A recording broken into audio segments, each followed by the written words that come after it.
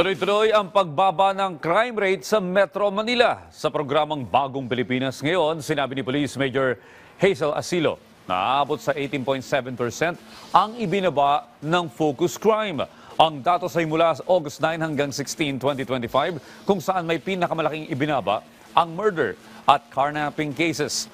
Sa kapareho ring panahon, nasa 358 na individual ang naaresto ng NCRPO kabilang na ang 138 na most wanted persons. Dagdag pa ni Asilo, sa 8 focus crime nanguna ang kaso ng murder mula 12 kaso noong nakaraang taon ay 5 kaso na lamang ang naitala ngayon. 14 naman ang naitala sa rape cases na mas mababa sa 20 kaso noong nakaraang taon. Sinasabing ang pagbaba ng crime rate sa NCR ay dahil sa pinigting na police visibility at agresibong operasyon kontra krimen. Una po ito ng ating intensified anti-crime drive. Kasama po dyan yung ating maigting na police visibility, intelligence gathering, cyber patrol, at ang pakikipagtulungan po ng publiko sa mga kapulisan, lalo na po sa pag-report sa mga krimen nangyayari. Kaya po ang resulta po, mas mabilis po yung nagiging pagtugon natin, mas maraming nahuhuli,